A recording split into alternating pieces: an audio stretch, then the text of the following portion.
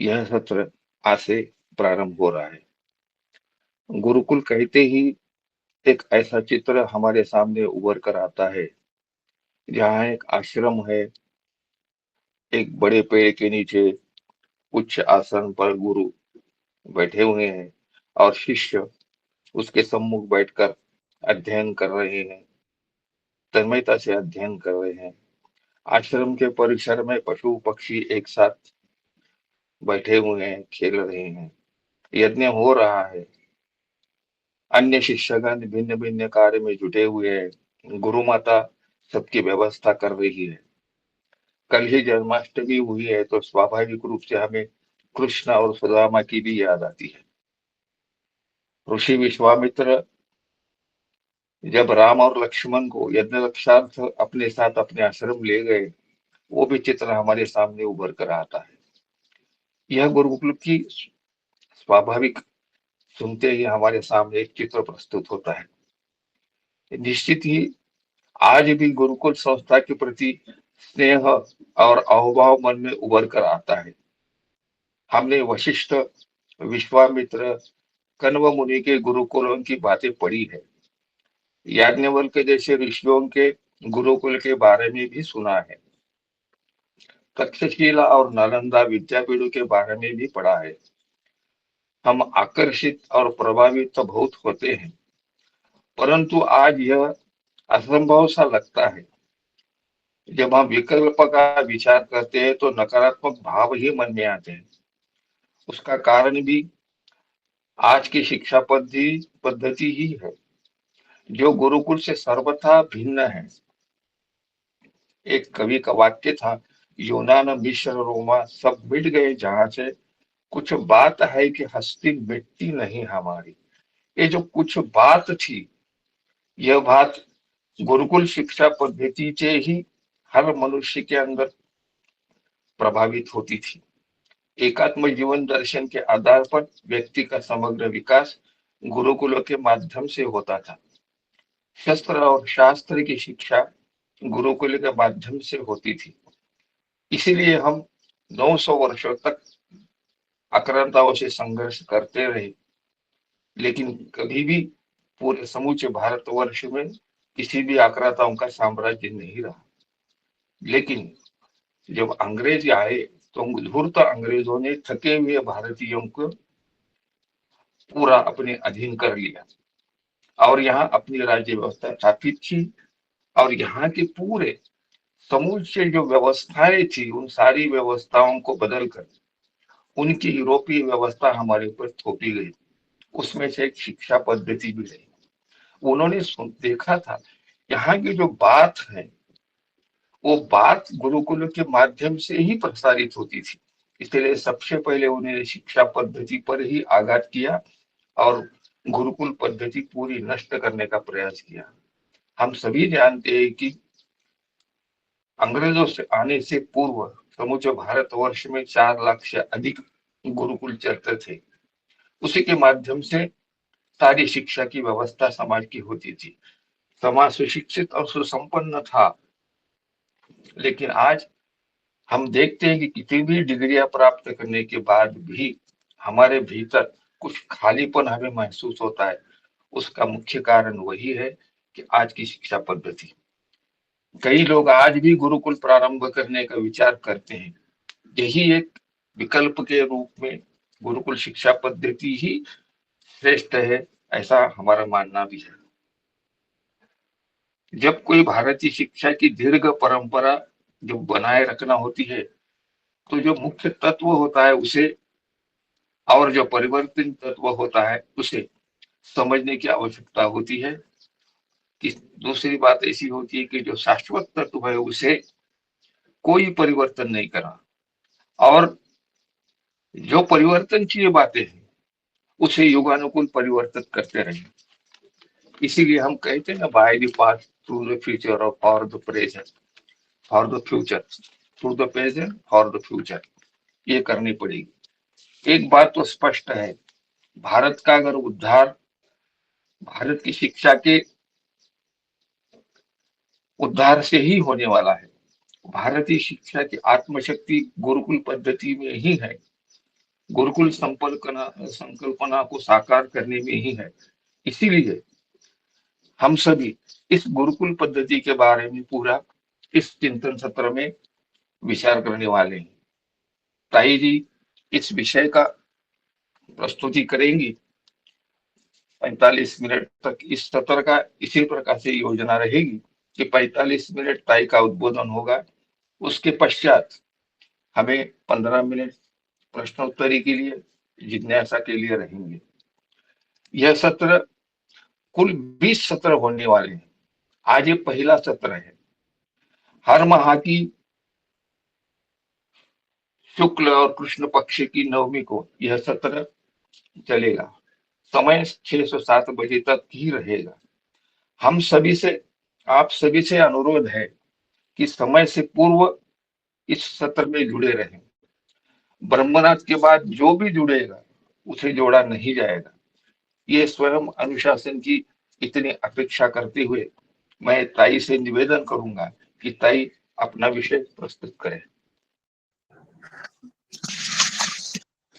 पुनरुत्थान विद्यापीठ द्वारा आयोजित गुरुकुल विषयक इस चिंतन सत्र में जुड़े सभी सुधी श्रोताजनों को सप्रेम सादर नमस्कार। आज से इस नए विषय का चिंतन प्रारंभ होता है। आदरणीय प्रकाश जी ने बहुत अच्छी प्रस्तावना से हमारा प्रस्थान बिंदु निश्चित कर दिया है। हम सब चाहते हैं कि भारत की शिक्षा भारतीय हो। हम चिंतन तो तत्व के आधार पर ही करेंगे, परंतु हमारे सारे संदर्भ व्यावहारिक होने चाहिए, क्योंकि हमें गुरुकुल चलाने हैं। गुरुकुल का गुणवर्णन नहीं करना है, गुरुकुल का केवल महिमा मंडन नहीं करना है। गुरुकुल पद्धति कितनी अच्छी है, कितनी प्रभावी है, कितनी सार्थक है, कितनी श्रेष्ठ है, इतना ही कहकर रुकना नहीं है। हमें प्रत्यक्ष धरातल पर गुरुकुल चलाना है। हमें 21वीं शताब्दी में गुरुकुल चलाना है। हमें प्राप्त परिस्थिति में गुरुकुल चलाना है, और वह भी तत्व के आधार पर, शाश्वत तत्व के आधार पर चलाना है। ये सरल बात नहीं है, परंतु कठिन बातों को करना नहीं, ऐसा तो कोई नियम नहीं है। कठिन है, परंतु उसको संभव बनाना है। यही इस चिंतन सत्र का भी व्यावहारिक संदर्भ है।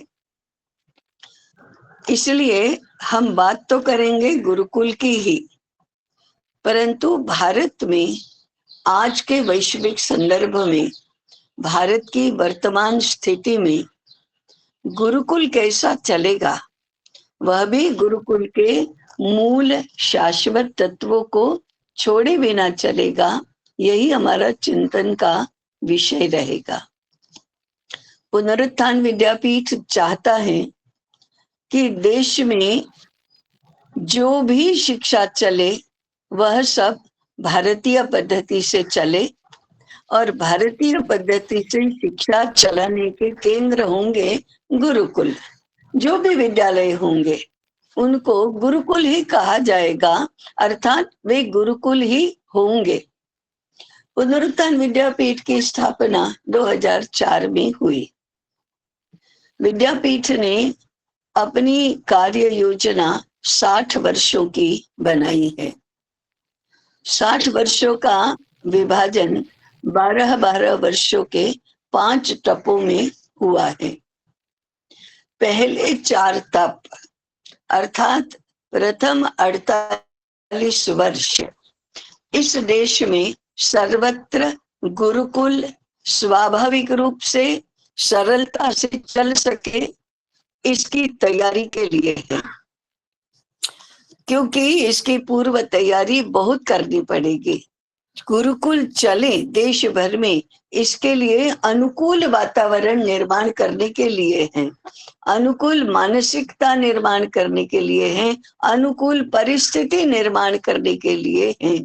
क्योंकि यदि परिस्थिति अनुकूल नहीं होगी, यदि मानसिकता हमारी ठीक नहीं होगी, हमारी सिद्धता, हमारी तैयारी ठीक नहीं होगी, हमारा वातावरण ठीक नहीं होगा, सर्वजन समाज में इसकी स्वीकृति नहीं बनेगी, तब तक गुरुकुल चलना संभव नहीं होगा।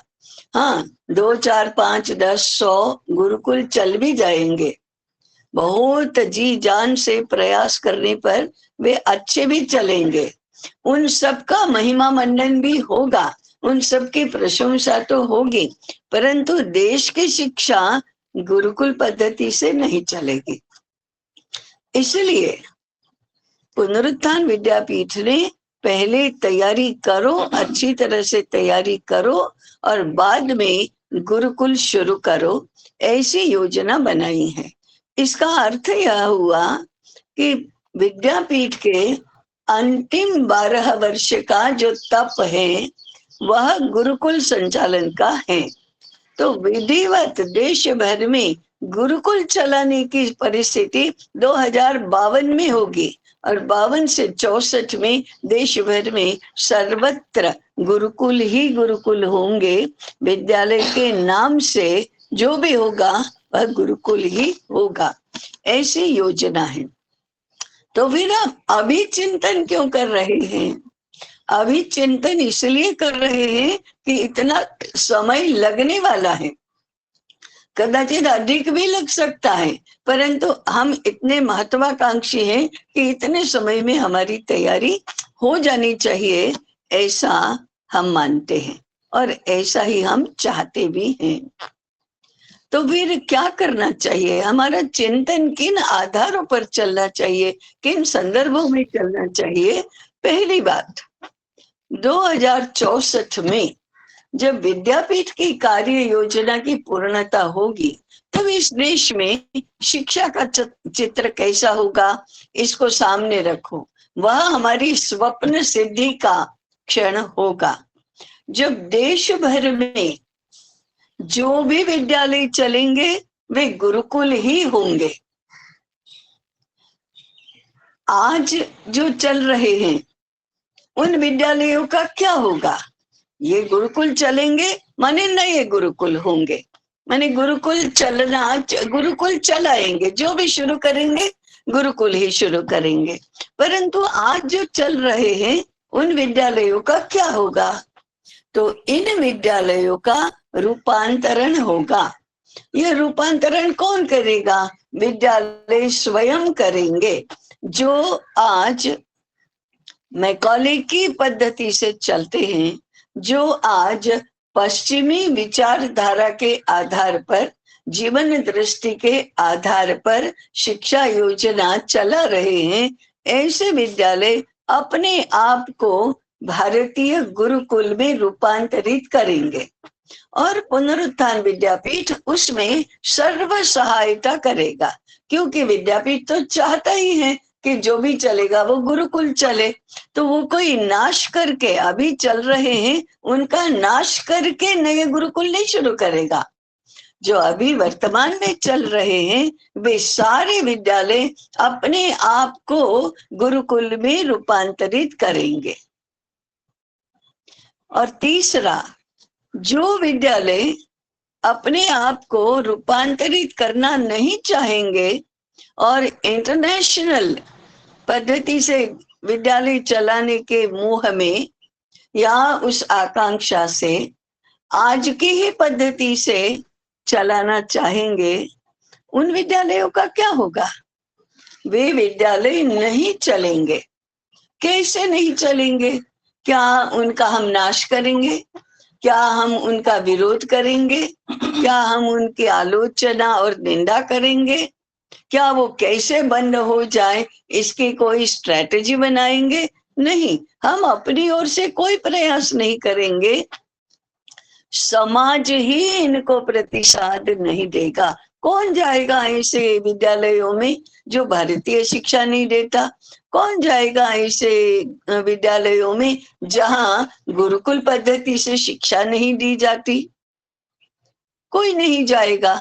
इसलिए वो अपने आप में बंद हो जाएंगे। कहीं पर चलेंगे तो म्यूजियम पीस के रूप में चलेंगे कि देखो आज तक हमारे यहाँ ऐसी शिक्षा रही, और सर्वजन समाज कहेगा ये क्या बात है, ऐसी शिक्षा कभी भारत में होती है? नहीं चले, हम अपने बच्चों को तो नहीं भेजेंगे। जो आज गुरुकुलों के बारे में होता है, नहीं नहीं इनका कोई भविष्य नहीं है, हमको तो आधुनिक शिक्षा चाहिए, गुरुकुलों में नहीं, गुरुकुल अच्छे तो हैं परंतु आज वो रेलेवेंट नहीं है, ऐसा गुरुकुलों के बारे में कह रहे हैं। ऐसे ही आज आधुनिक पद्धति से, तथाकथित आधुनिक पद्धति से, इंटरनेशनल के नाम पर वैश्विक संदर्भ में ये व्यावहारिक हैं, ऐसा करके जो विद्यालय चल रहे हैं वे ही अप्रस्तुत हो जाएंगे। ऐसी स्थिति निर्माण करना ये पहली आवश्यकता है, इसलिए हम पहले इसकी ओर ही पूर्व तैयारी के रूप में चलते हैं। तो ये महत्वाकांक्षा क्या काल्पनिक है? क्या ऐसा हो ही नहीं सकता? नहीं, हो सकता है, क्योंकि भारत का भविष्य तो यही है, भारत की भारतीयता इसी में है, और भारत को भारत बनकर ही इस विश्व में अपनी भूमिका निभानी है। इसलिए भारत को भारत तो होना ही है, और भारत भारत तभी बन सकता है जब उस भारत की शिक्षा पद्धति भारतीय हो, और भारतीय शिक्षा पद्धति का नाम ही गुरुकुल पद्धति है। इसलिए ये होना तो है ही, जो होना है वो बहुत अच्छी तरह से हो, इसलिए हमारे आपके प्रयास भले ही दीर्घकाल करने की आवश्यकता हो तो भी चले, यही हमारे लिए स्वाभाविक है। इसलिए पहला चिंतन, ये मानसिकता कैसे निर्माण होगी, ये वातावरण कैसे निर्माण होगा, ये परिस्थिति कैसे अनुकूल बनेगी, इस यहाँ से चिंतन प्रारंभ होना चाहिए। दूसरा मुद्दा, हम जब गुरुकुल कहते हैं तब हम क्या कहना चाहते हैं, उसका तात्पर्य क्या है? अभी तो मन में आता है, जैसा प्रकाश जी ने चित्र प्रस्तुत किया, ऋषि बैठे हैं, गुरु बैठे हैं, सामने बच्चे पढ़ रहे हैं। ये बच्चे हैं क्या, युवा हैं क्या? युवा भी पढ़ते हैं, इसका अर्थ है गुरुकुल क्या 10 वर्ष के बच्चों, 10 वर्ष के होने तक के बच्चों के लिए होंगे, 15 वर्ष के होने तक के होंगे? क्या आज जो प्राथमिक विद्यालय चलते हैं वही गुरुकुल होंगे, या माध्यमिक विद्यालय चलते हैं उसी आयु के लिए गुरुकुल होंगे? क्या उच्च शिक्षा भी गुरुकुल पद्धति से ही दी जाएगी? क्या यहाँ शोध अनुसंधान के जितने भी संस्थान हैं वे भी गुरुकुल ही होंगे? क्या आज IIT, IIM और Indian council of historical research, Indian council of scientific research, ये भी गुरुकुल पद्धति से चलेंगे? हमारी कल्पना क्या है? आज हमारी कल्पना केवल 10, 12, 15 वर्ष की आयु के छात्रों के लिए गुरुकुल होता है, बाकी तो गुरुकुल कैसे होंगे, उनको गुरुकुल कैसे कहेंगे? हाँ, उनको विद्यापीठ कहा जाता था, उनको विद्यापीठ कैसे कहेंगे? ऐसी कोई अस्पष्ट सी कल्पना हमारे मन में होती है। तो हमारे चिंतन का पहला मुद्दा ये है कि हम गुरुकुल के दायरे में संपूर्ण शिक्षा क्षेत्र का समावेश करते हैं, चाहे आज जिसको पूर्व प्राथमिक शिक्षा कहते हैं वह हो, चाहे जिसको आज उच्च शिक्षा कहते हैं वह हो, सभी के सभी प्रकार के विद्या केंद्र गुरुकुल ही कहे जाएंगे। कोई भी शिक्षा का उपक्रम ऐसा नहीं रहेगा जो गुरुकुल पद्धति के दायरे के बाहर रहे। ऐसे समग्र शिक्षा योजना ही गुरुकुल के माध्यम से चलेगी। ऐसा गुरुकुल हम चाहते हैं। और ऐसे गुरुकुल जब होंगे तभी तो देश भर में भारतीय शिक्षा चलेगी। तो इसका अर्थ है पूर्व प्राथमिक से लेकर उच्च शिक्षा तक गुरुकुल ही होंगे। हाँ, हमारे यहाँ गुरुकुलों के संदर्भ में शिक्षा क्षेत्र में और नाम भी प्रचलित हैं। जैसे कभी पाठशाला कहते हैं। आज भी वेदों का अध्ययन जहाँ होता है, वेदों का पाठ जहाँ सिखाया जाता है, उसको वेद पाठशाला कहते हैं। जो कोई संस्कार धर्म आदि को लेकर चला रहे हैं, उसको पाठशाला कहने की पद्धति है। दूसरा विद्यापीठ कहते हैं। विद्यापीठ कहते ही हमारे सामने नालंदा तक्षशिला, ये दो नाम तो एकदम ही सामने आते हैं। हमारे देश में 16वीं शताब्दी तक ऐसे विद्यापीठ थे। 16वीं की बात मैं कर रही हूँ, अभी 400-500 वर्ष पहले की ही बात है। यहाँ गुणशिला, विक्रमशिला, कांची, काशी, वल्लभी, ऐसी बहुत सारे विद्यापीठ चलते थे। तक्षशिला नालंदा नहीं चलते थे। तक्षशिला नालंदा का नाश 7वीं शताब्दी में हो गया। उसके बाद भी देश में विद्यापीठ तो चलते थे, और उन विद्यापीठों के साथ साथ जुड़े छोटे छोटे असंख्य लाखों की संख्या में गुरुकुल तो चलते ही थे। तो अभी अभी तक चलते थे। लेकिन गुरुकुल, पाठशाला, विद्यापीठ, ये तीन नाम तो हमें परिचित हैं। इनका कल्मिनेशन उससे भी पहले गुरुकुल कहना शुरू हुआ, विद्यापीठ कहना शुरू हुआ, पाठशाला कहना शुरू हुआ। उसके भी पीछे अगर हम इतिहास में पीछे जाएंगे, माने कृष्ण सुदामा जहाँ पढ़ते थे, वैसा सांदीपनि ऋषि का गुरुकुल जो कम से कम 5000 वर्ष पूर्व का है, उसको भी आश्रम कहा जाता था। यह सांदीपनि ऋषि का आश्रम था और गुरुकुल चलते थे। आश्रम में गुरुकुल चलता था।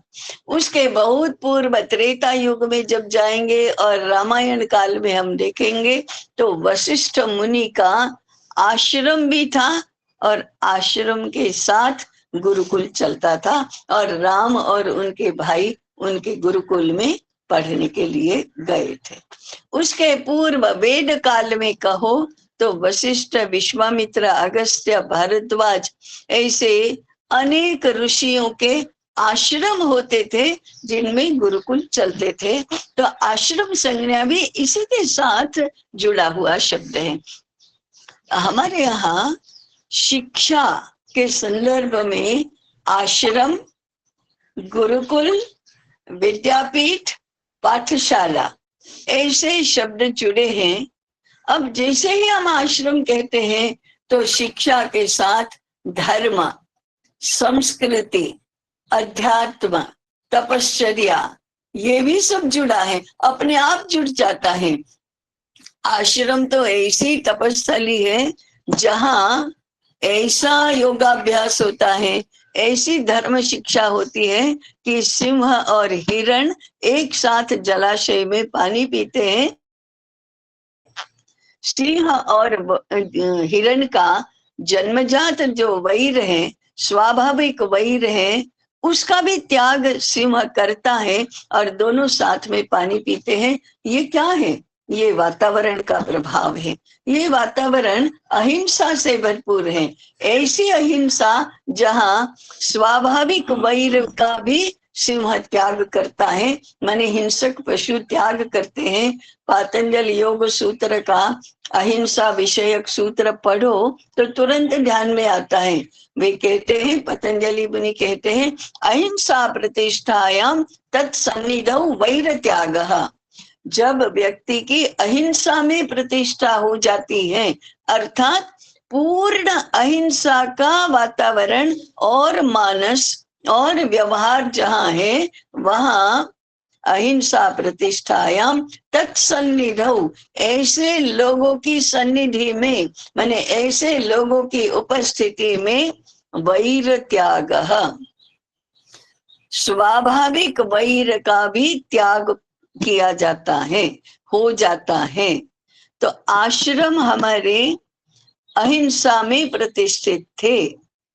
अहिंसा योग का एक अंग है, सबसे पहला अंग है। अहिंसा सत्यास्तेय ब्रह्मचर्य परिग्रह यमः, ये है, यहां से तो प्रारंभ होता है योगाभ्यास का। तो ऐसे वातावरण में वैर का त्याग होता है। आश्रम के साथ ये वातावरण जुड़ा है, आश्रम के साथ यह मानसिकता जुड़ी है।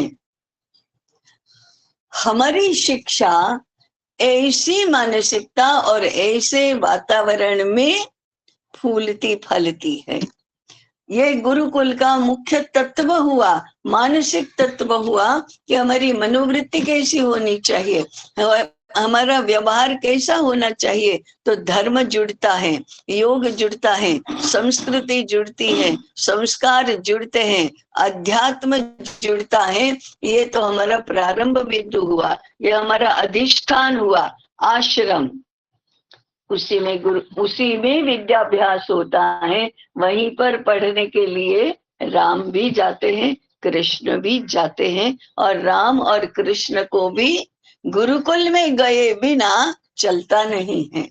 कृष्ण चाहे कितने ही पूर्ण पुरुष हो, चाहे कितने भी परमात्मा हो, उनको गुरुकुल में पढ़ने के लिए तो जाना ही है। राम कितने ही मर्यादा पुरुषोत्तम होने वाले हों या उसके लिए ही जन्मे हो, उनको गुरुकुल में जाना ही होता है, तभी राम राज्य संभव होता है।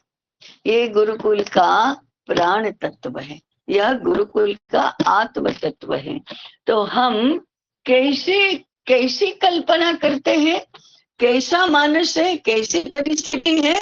आश्रम, गुरुकुल, विद्यापीठ, पाठशाला, सभी का मूल उद्गम स्थान तो यही है। अब चाहे वेद काल हो, चाहे रामायण काल हो, चाहे महाभारत काल हो, चाहे चाणक्य का काल हो, तक्षशिला विद्यापीठ का, चाहे 21वीं शताब्दी हो, गुरुकुल का शाश्वत तत्व, गुरुकुल का आत्म तत्व तो यही है कि इसका आधार धर्म और संस्कृति होगा, इसका अधिष्ठान अध्यात्म ही होगा।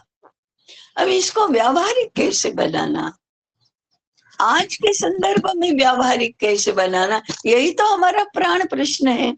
तो मेरा पहला कहने का मुद्दा था कि हमें पहले तो देश भर में ऐसे ही गुरुकुल चलेंगे इसकी कल्पना करनी चाहिए। ये नमूने के लिए नहीं है, ये कहीं कहीं शुरू हो गए और चले, समाज की भी इसकी प्रशंसा करता है, हाँ इसका निर्वाह भी करेगा, इसकी सुरक्षा भी करेगा। ऐसे लोग तो निकल ही आएंगे कि ऐसे अपवाद स्वरूप चलने वाले गुरुकुलों में भी अपने बच्चों को भेजेंगे, परंतु ये अपवाद रूप चलने वाले गुरुकुल नहीं चाहिए। देश भर की शिक्षा ऐसी होनी चाहिए, इसलिए जहां चले वहां सर्वत्र गुरुकुल ही चले।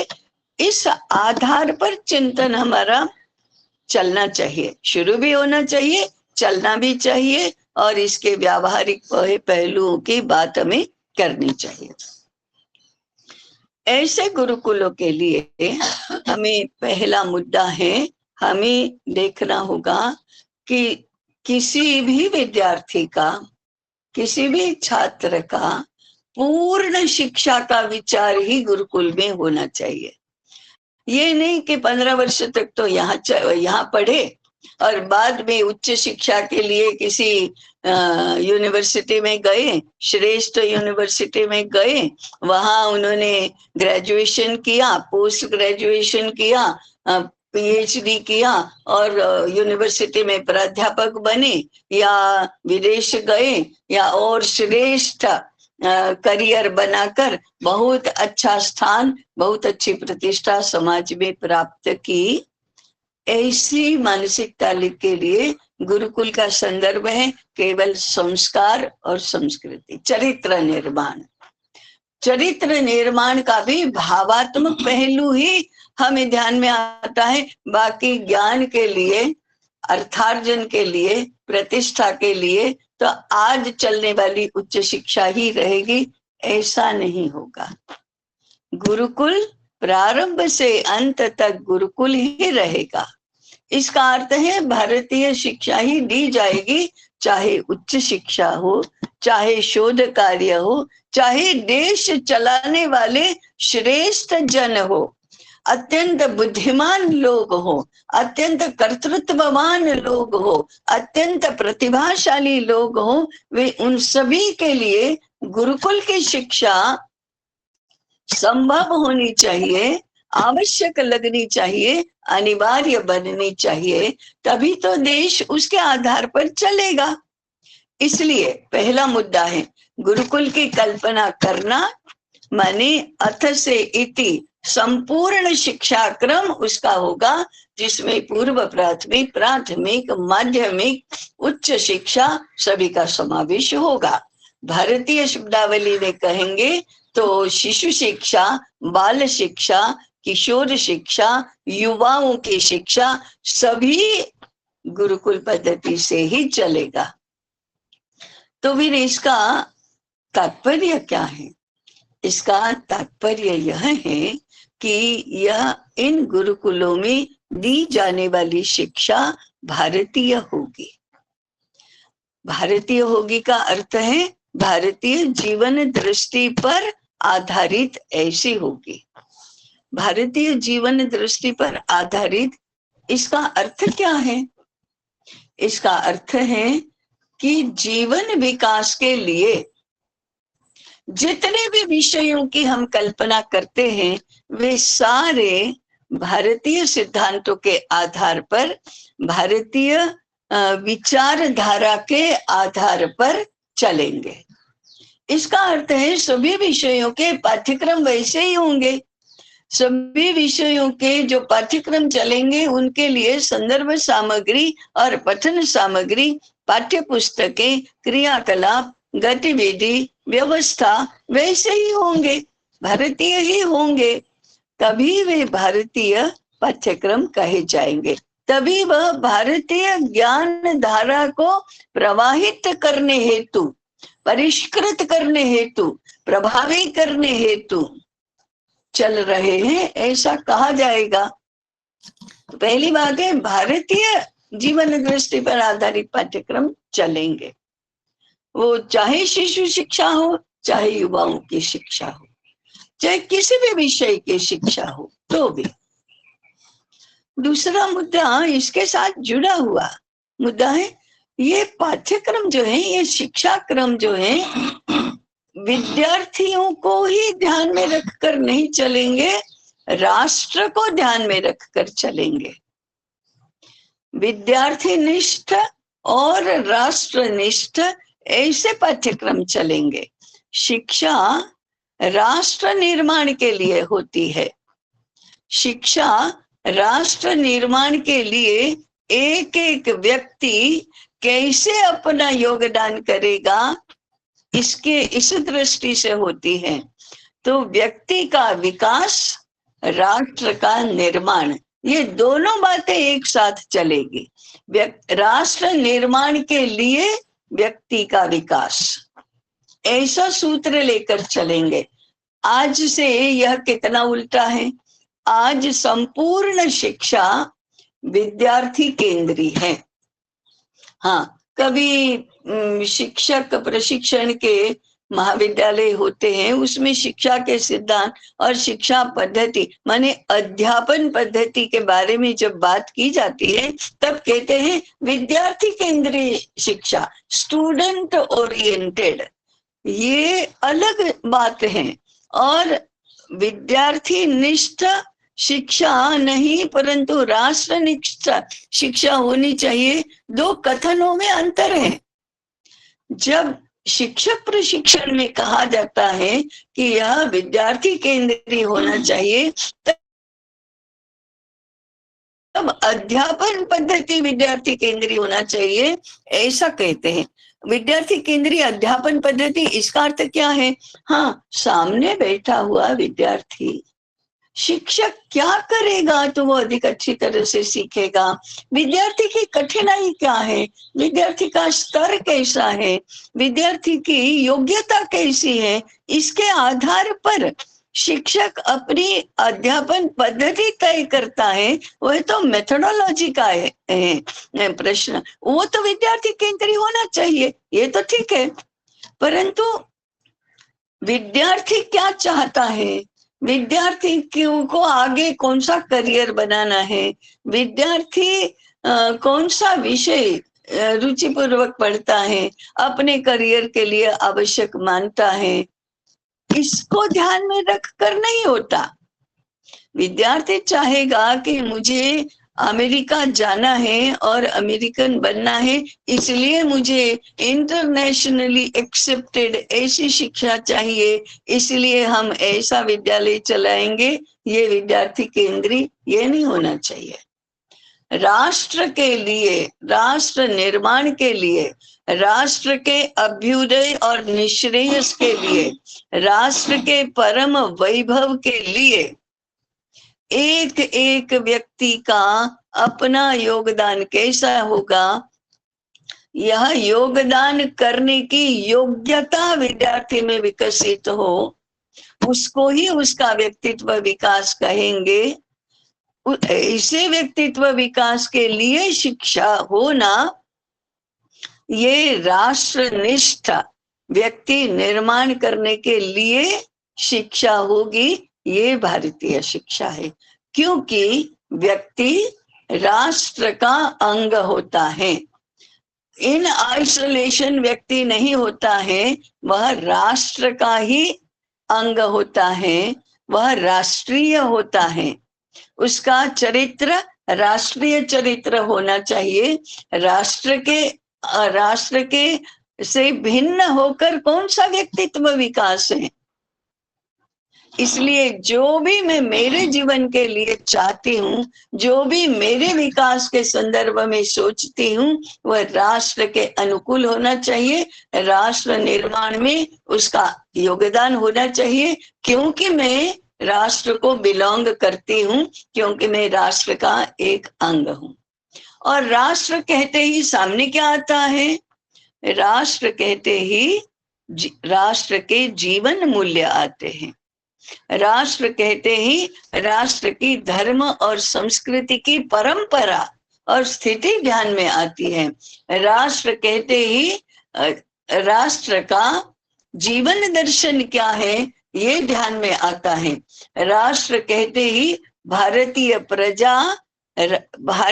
प्रजा का जीवन दर्शन, राष्ट्र का जीवन दर्शन वो किसका होता है, राष्ट्र की प्रजा का ही तो होता है, क्योंकि प्रजा राष्ट्र की एक कंपोनेंट है और महत्वपूर्ण कंपोनेंट है, जीवंत कंपोनेंट है। इसलिए राष्ट्र तो प्रजा से ही बनता है, तो राष्ट्र निर्माण माने प्रजा का, राष्ट्र की जो जीवन दृष्टि है उसके अनुकूल विकास, तो वो प्रजा की ही अपनी जीवन दृष्टि है।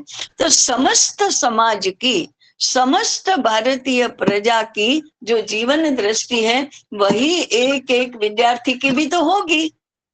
इसलिए जीवन दर्शन सिखाना, धर्म सिखाना, संस्कृति सिखाना, उसके आधार पर श्रेष्ठ प्रचुर विपुल अर्थार्जन करके समृद्धि भी प्राप्त करना, धर्म के अनुकूल समृद्धि होना, धर्म संस्कृति को पुष्ट करने के लिए व्यक्ति का जीवन होना, ऐसे राष्ट्र और व्यक्ति दोनों की समरसता, दोनों का अंग और अंगी जैसा एकात्म भाव, ये गुरुकुल की शिक्षा पद्धति का प्रमुख लक्षण होगा।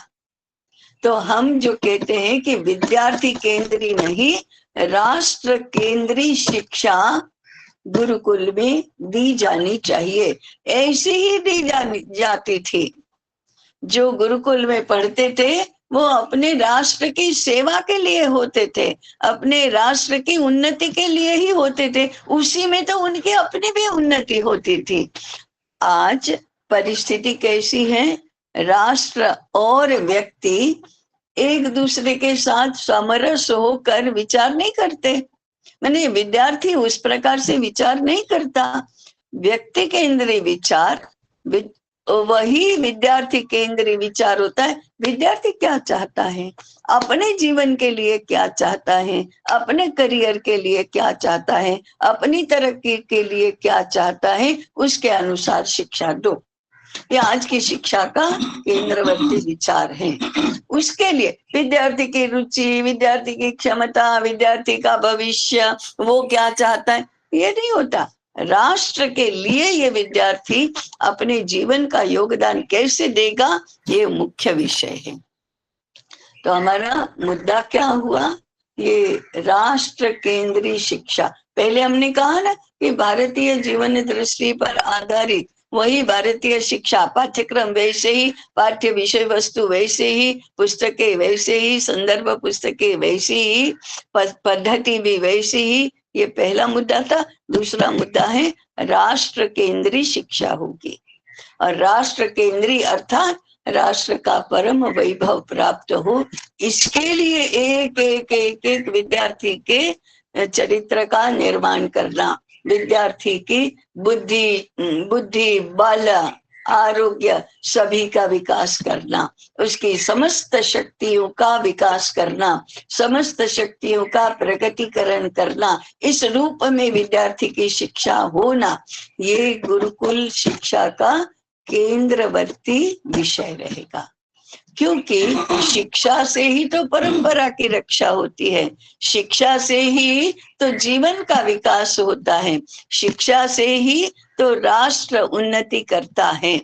एक व्यक्ति की उन्नति होने से राष्ट्र की उन्नति नहीं होती, राष्ट्र की उन्नति होने से व्यक्ति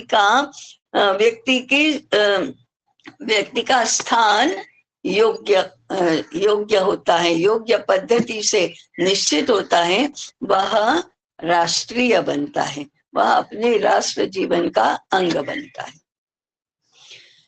इसके साथ जुड़ा हुआ एक प्रश्न अवश्य आएगा, अरे आज राष्ट्रीय क्यों कहना, भारत भारत क्यों करना, आज तो वैश्विकता का जमाना है, दुनिया कितनी छोटी हो गई है, सारे देश एक दूसरे के साथ कैसे जुड़ गए हैं, व्यापार के माध्यम से जुड़े हैं, माने आयात और निर्यात के माध्यम से जुड़े हैं, राजकीय संबंधों से जुड़े हैं, परिवहन से जुड़े हैं, संचार माध्यमों से जुड़े हैं, सब एक दूसरे के साथ ऐसे संपृक्त हो गए हैं कि एक राष्ट्र का विचार दूसरे राष्ट्रों का विचार किए बिना होता ही नहीं है। हम तो संबंधित हैं, सभी से संबंधित हैं, तो फिर हमें ग्लोबल थिंकिंग करना चाहिए। और भारत में भी कहते हैं ना, यत्र विश्वम भवति एक नीडम वसुधैव कुटुंबकम, सारी वसुधा ही तो एक कुटुंब है, ये तो भारत भी कहता है। तो हमें वैश्विक विचार क्यों नहीं करना, इंटरनेशनल केंद्र क्यों नहीं होने चाहिए अपने विद्यालय, अपने गुरुकुल, इंटरनेशनल सोच होनी चाहिए, आधुनिक सोच होनी चाहिए, नहीं तो हम तो पिछड़े रह जाएंगे, हम संकुचित रह जाएंगे, हम आइसोलेशन में जी नहीं सकते। भारत अकेले भारत का ही विचार करेगा तो नहीं जमेगा, उसको तो इंटरनेशनल संदर्भों में, वैश्विक संदर्भों में ही विचार करना चाहिए, भारत भारत नहीं करना चाहिए। तर्क प्रथम दृष्टि से ठीक लगता है, परंतु तात्पर्य समझने के लिए जाओ तो ये ग्लोबल थिंकिंग का अर्थ ही बदलना चाहिए। आज जिसको ग्लोबल थिंकिंग कहते हैं वह तो अमेरिका और यूरोप के राष्ट्रों की सर्वोपरिता सिद्ध होनी चाहिए, इस दृष्टि से ग्लोबल थिंकिंग कहा जाता है। ग्लोबल मार्केट की दृष्टि से ग्लोबल शब्द का प्रयोग होता है, संस्कृति की दृष्टि से नहीं होता है। अंततोगत्वा वैश्विक विचार किसको कहते हैं और किस संदर्भ में वैश्विक विचार होता है। वसुधैव कुटुंबकम जब कहते हैं तब इसका अर्थ क्या है, और हमने तो सारे विश्व का विचार करना चाहिए, केवल अपना नहीं। इसका अर्थ क्या होता है? ग्लोबल थिंकिंग का सनातन संदर्भ है, शाश्वत संदर्भ है, सर्वे भवन्तु सुखिनः, सर्वे सन्तु निरामयाः, सर्वे भद्राणि पश्यन्तु मां कश्चित् दुःख भाग् भवेत्। ये कौन सी भाषा में कहा गया है? माने सब सुखी हूं, सब निरामय हूं, माने आरोग्य हो सबके लिए, सबका कल्याण हो, भद्राणि पश्यन्तु, सबका कल्याण हो, किसी को भी दुखी ना होना पड़े। ये आकांक्षा संस्कृत में है, ये भारत के ऋषियों की भाषा है, केवल ऋषियों की नहीं, भारत की प्रजा की भाषा है, भारतीय जन सामान्य की आकांक्षा है। कोई किसी को दुखी हो ऐसा नहीं चाहता है, ये भारत के प्रजाजन का स्वभाव है। सब सुखी हूं में ये नहीं है कि केवल भारतीय सुखी हूं, सब सुखी हूं उसमें ये भाव नहीं है कि केवल हिंदू सुखी हूं।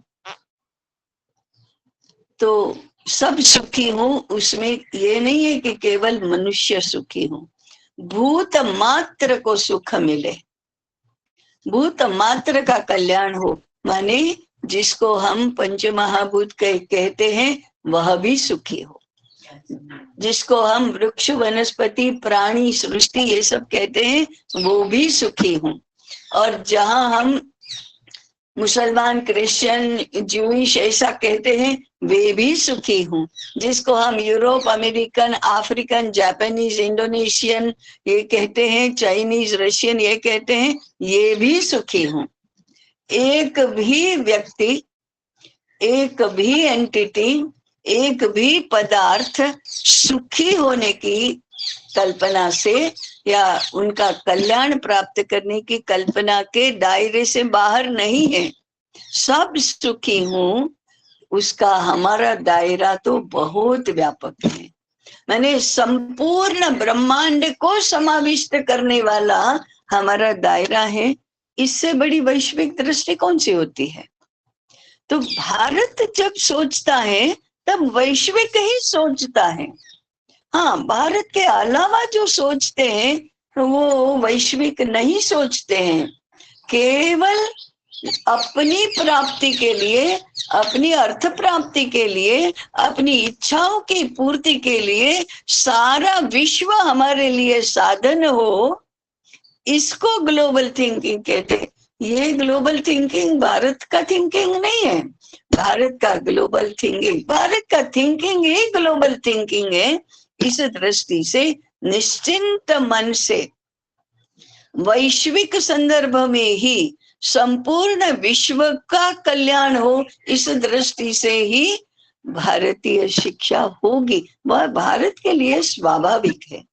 इसलिए भारतीय शिक्षा भारतीय जीवन दृष्टि पर आधारित राष्ट्र को परम वैभव तक ले जाने के लिए और भारत की विश्व दृष्टि के अनुकूल ऐसी सार्वत्रिक शिक्षा माने संपूर्ण शिक्षा हो, ये गुरुकुल का शैक्षिक आधार है, ये अधिष्ठान है।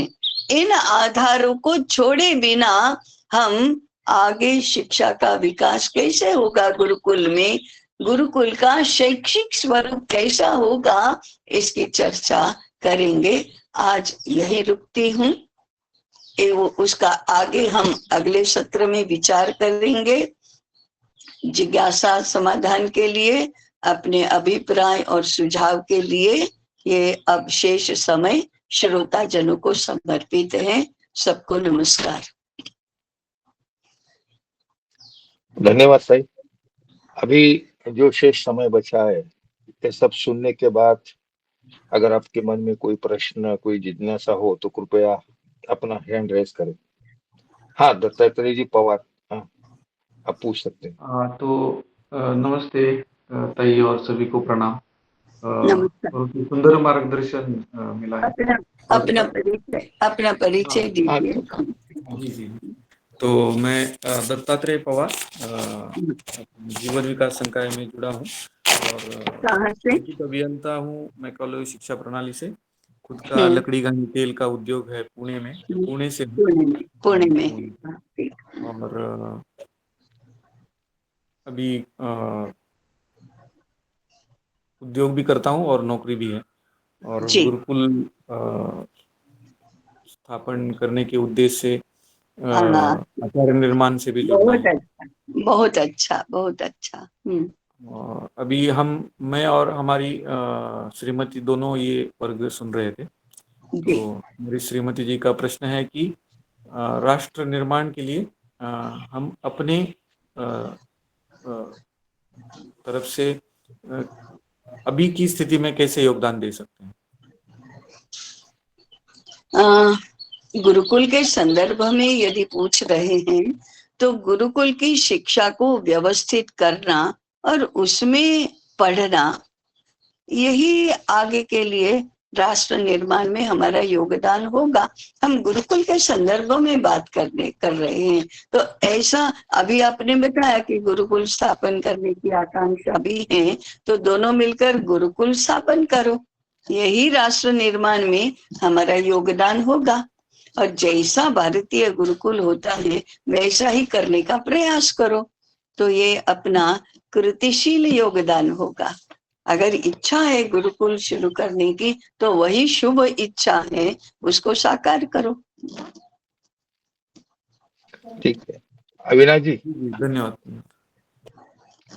अविनाश जी पूछिए। अविनाश जी आपने हैंड रेज किया था। मैं बोल रहा हूँ। नमस्कार भाई, प्लीज। अविनाश नमस्कार।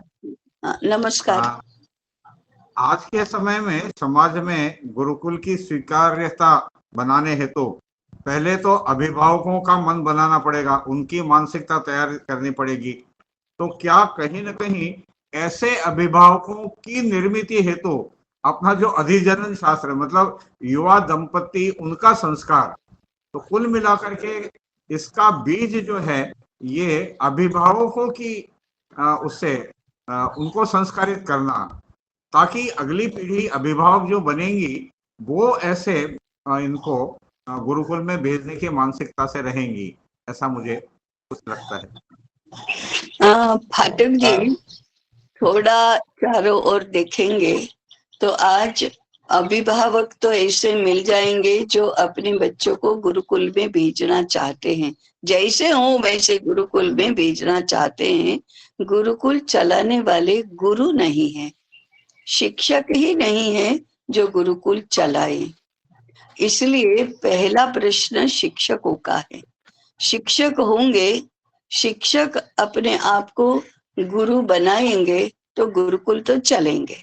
वे अभिभावकों का प्रबोधन भी करेंगे, अभिभावकों को बताने के लिए, उनका मार्गदर्शन करने के लिए अच्छे समर्थ बालकों को जन्म देना चाहिए, ऐसा समझाने के लिए भी अंततोगत्वा तो गुरु ही चाहिए, आचार्य ही चाहिए।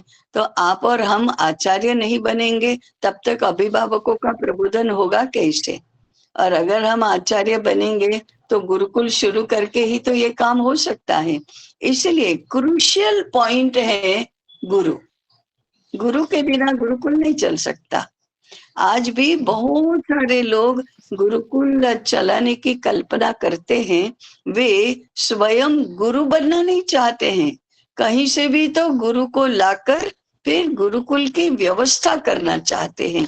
इसलिए इस मुद्दे पर मैं आगामी सत्र में बात करूंगी, परंतु गुरु के बिना गुरुकुल नहीं हो सकता, इसलिए गुरु चाहिए, अभिभावक अपने आप आएंगे, ऐसा मेरा जी धन्यवाद। लता जी अभी आप पूछिए। हाँ नमस्ते ताई, मैं लता बेंगलोर से बोल रही हूँ। मेरा प्रश्न है ये मानसिकता के बारे में। ये धनात्मक द्वंद्व है, राष्ट्र के लिए राष्ट्र केंद्रीय शिक्षण तो होना है, ये तो अच्छा है, लेकिन राष्ट्र के लिए ही बहुत कुछ क्षेत्र है, इसमें काम करना चाहिए। कपड़े के बारे में भी काम करना है और बिल्कुल। संस्कृति के बारे में भी काम करना है, बहुत कुछ विषय है। हम्म, तो इसमें मेरा रुचि, मेरा प्रतिभा एक तरह से, और मेरा क्षमता में नहीं है। रुचि है, ये गुरुकुल करना है, ऐसे रुचि है, लेकिन मेरा क्षमता दक्षता नहीं नहीं।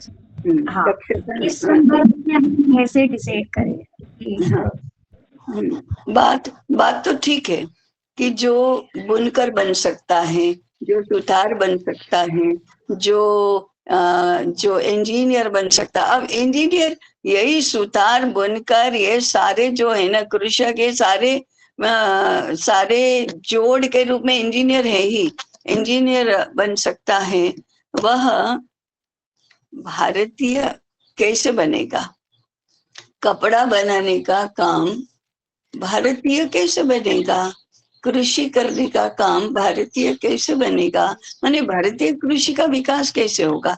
भारतीय वस्त्र विद्या का विकास कैसे होगा? भारतीय इंजीनियरिंग का विकास कैसे होगा? यदि इंजीनियरिंग की शिक्षा भारतीय नहीं हुई, बुनकरी की शिक्षा भारतीय नहीं हुई, या कृषि की शिक्षा भारतीय नहीं हुई, ये शिक्षा केवल कुशलता की शिक्षा नहीं है, ये शिक्षा उसके पीछे भारतीय दृष्टि की है। तो भारतीय उद्योग दृष्टि क्या है, भारतीय इंजीनियरिंग दृष्टि क्या है, और भारतीय दृष्टि विकसित होने के लिए मेरी मानसिकता कैसी होनी चाहिए? प्रश्न तो इसका है। इसलिए सभी के मूल में शिक्षा है। हो सकता है मुझे बुनकरी बहुत अच्छी आती है, तो मुझे बुनकरी सीखने के लिए गुरुकुल में नहीं जाना है, भारतीय दृष्टि सीखने के लिए गुरुकुल में जाना है। तो पहले गुरुकुल में जाओ, अच्छी भारतीय दृष्टि प्राप्त करो, अपने चरित्र का विकास भारतीय स्वरूप में करो, और फिर बुनकरी करो, तो फिर वो भारतीय बुनकरी होगी। ये दोनों बातें हैं। आज बुनकरी नहीं आती है, इसलिए बुनकरी सिखाने के गुरुकुल चलाओ, परंतु बुनकरी का आधार भारतीय बने, इसलिए ये गुरुकुल में धर्म, संस्कृति, चरित्र, राष्ट्रीयता, जीवन दर्शन, अध्यात्म, इसकी शिक्षा तो होनी ही चाहिए। तो फिर ऐसे करो कि बुनकरी की शिक्षा भारतीयता की शिक्षा के साथ समरस होकर चले। हमारे देश में ऐसा ही होता था, शिक्षा की सारी व्यवस्था ऐसी ही होती थी कि कोई भी उद्योग करने वाला अभारतीय नहीं होता था, माने अभारतीय दृष्टि वाला नहीं होता था, तो उसको भारतीय दृष्टि कहाँ से मिलती थी? हो सकता है उसको गुरुकुल में न जाना पड़ता हो, तो और किसी न किसी माध्यम से उसको भारतीय दृष्टि तो मिलते ही थी।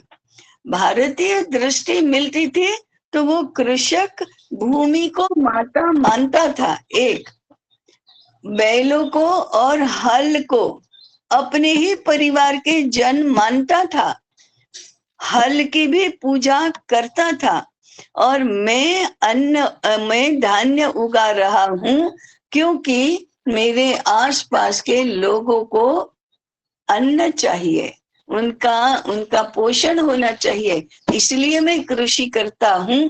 ये उसकी सोच बनती थी, ये भारतीय कृषक बनता था।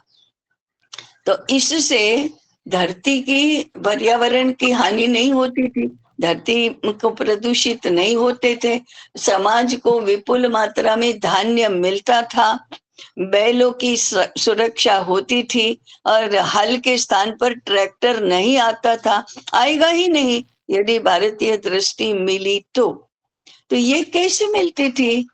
वह भी गुरुकुल देखते थे, आश्रम देखते थे कि प्रजाजनों में इस दृष्टि का विकास हो, इस दृष्टि की हानि ना हो, ये दृष्टि दूषित ना हो, ये देखने की व्यवस्था तो होती ही थी। ये जो होती थी वही शिक्षा है। तो शिक्षा केवल आज के तरह विद्यालय में अपना नाम रजिस्टर करके ही होती है, ऐसा तो नहीं है। परंतु देश भर में होने वाली अनौपचारिक शिक्षा का सूत्र संचालन भी गुरुकुलों से होता था। ऐसे होता था कि दूर दराज के कारीगर वर्ग को अपनी कारीगरी धर्म दृष्टि से करने के लिए, राष्ट्रीय दृष्टि से करने के लिए गुरुकुल में ना आना पड़े और वेदाध्ययन ना करना पड़े, यज्ञ ना करना पड़े। वो जो करता है वही वेदाध्ययन है, वह जो करता है वही यज्ञ का अनुष्ठान है। और इसीलिए भगवद गीता में कहा, स्वकर्मणा तमभ्यर्च सिद्धिम विन्दति मानवः। एक मनुष्य को अपना जीवन सार्थक करने का अवसर कहाँ मिलता है, मुक्ति का अवसर कहाँ मिलता है? कृषक को कृषि करने से, सुतार को सुतारी काम करने से, गृहिणी को गृह संचालन करने से, बिना वेदाध्ययन किए, बिना यज्ञ किए, बिना गुरुकुल में गए मुक्ति का मार्ग प्रशस्त होता है। क्योंकि वह अपने कर्म से उस प्रजारूपी ईश्वर का और उस परमात्मा का ही सेवा कार्य कर रहा है।